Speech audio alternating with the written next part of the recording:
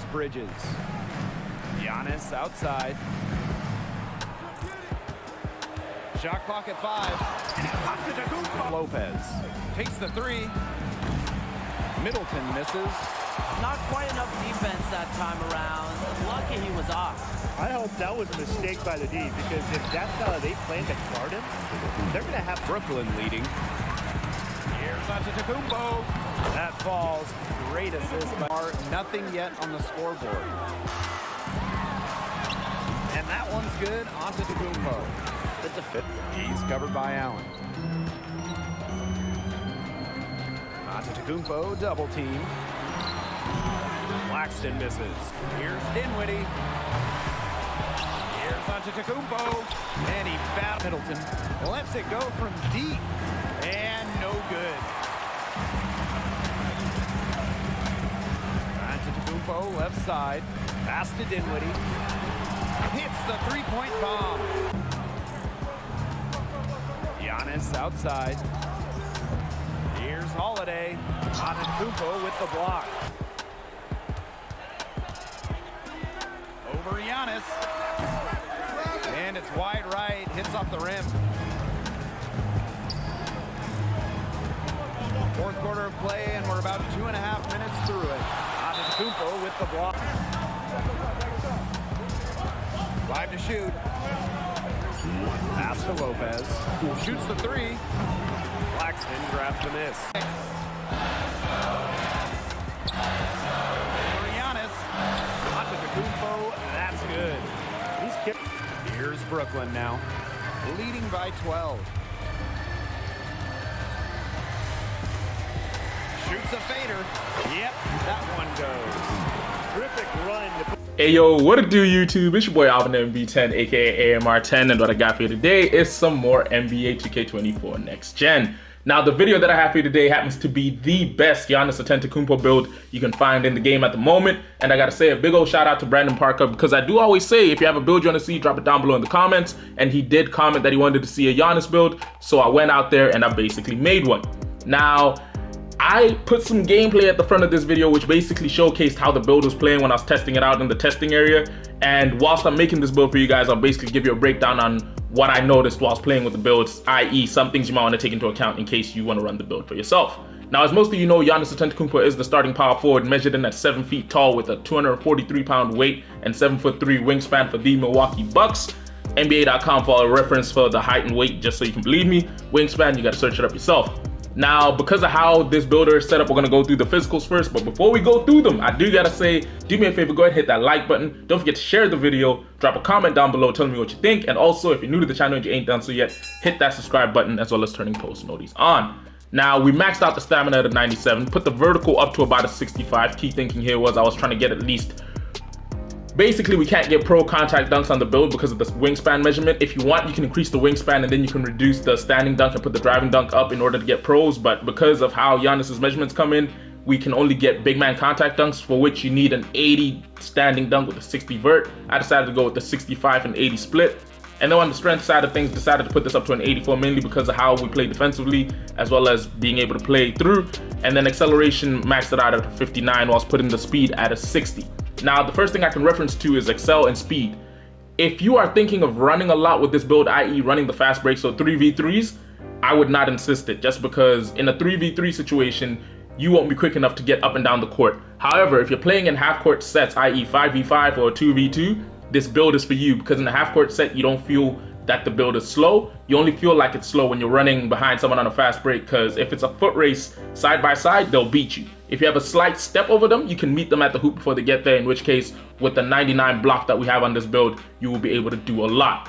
So again, driving dunk, we can't get pro contact, so we decided to go with an 83 on the driving dunk because it does mean we can get that silver precision dunker. Standing dunk, put this up to an 80 because we wanted to get those big man contact dunks. Driving layup, put this up to an 80 as well because we wanted the ability to finish around the hoop with a finesse, because even though Giannis does finish with a lot of strength recently, yeah, the boy has a nice touch around the cup.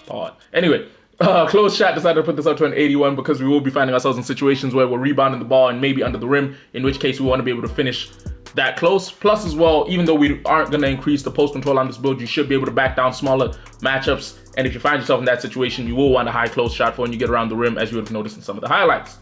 Now, the next thing we messed with was the shooting, where we decided to go with a 78 on the mid-range jump shot. Sorry, not 78, 76.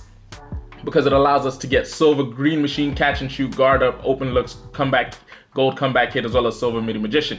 Now, as you can notice, we don't get a bunch of the badges, and some of the key ones are only at bronze. But that's mainly because anyone who watches Giannis plays knows that the boy can't shoot too tough, and the only shooting he can properly do is from mid. He does knock down the occasional 3, but to really get everything out of this build in the way he does, I had to leave the 3 at a 35, whilst putting the free throw up to a 75, which is kind of high for him because, as we know, he does struggle a bit from the line. Now, another key facet of Giannis's game happens to be his ability to play make, so I decided to give the build a 65 when it came to the ball handle, just so that we could get a few of the extra badges. And then I also gave it a speed of the ball of a 55, which, as you can see, allows us to get big driver at gold. Now, I did notice this kicking in quite a bit when you blow by people, because yeah, once you get by him, son, the strength kicks in and you move people out your way. So that's one of the badges that I would say running with this build would be hella clutch, because if you find yourself in a triple threat situation, just jab step somebody, blow by in the same direction, and make sure you're pushing towards the hoop. Trust me, you'll get them out the way unless they have uber strength strapped to the build. Now, pass accuracy, we went with a 77. Again, from the highlights, you'd have noticed I was able to kick the ball out of double teams, as well as generally throw lobs if I wanted to. So the build is a good passing build as well. The only weakness on this build I would necessarily say is the shooting, whereby from mid, you're money, but from 3, as you can guess, you're a liability because you can't even spread the floor. Now, interior defense-wise, we put this all the way up to an 88 because Giannis did win the DPOY for a reason, and we wanted to respect that by giving him the ability to get gold post lockdown as well as gold workhorse. 2 key badges, because as it says, improves the defender's ability to defend post moves, because you'll find yourself in the paint quite a bit, in which case you want to be able to defend the interior. And this here, you will notice if someone doesn't have interior defense, it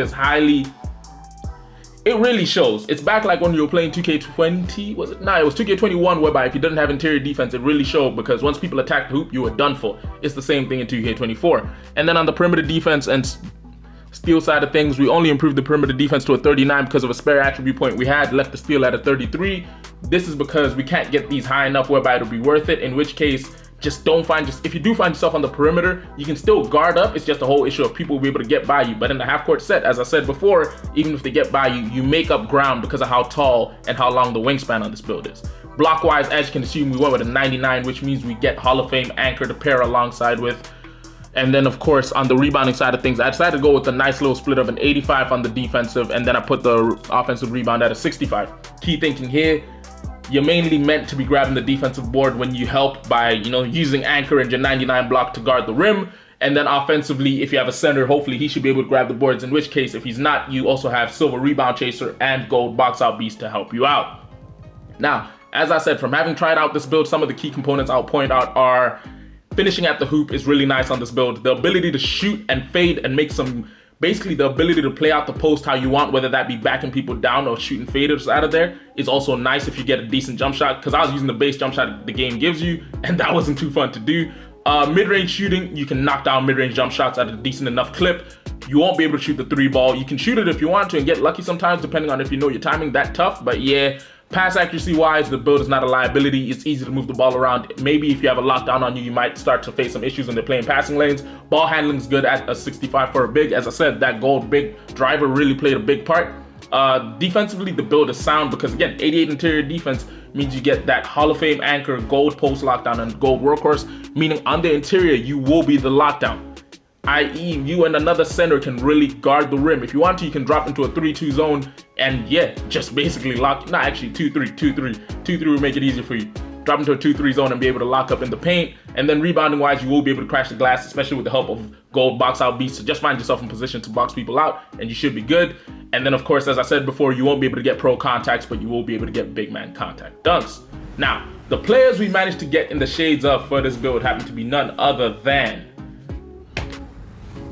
oh wow, Hot Rod Williams, Evan Mobley, Kristaps Porzingis.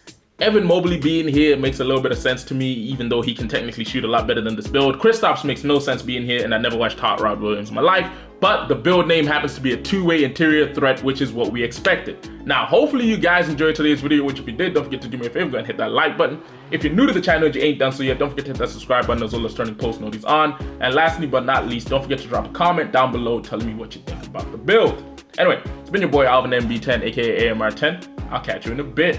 Deuces.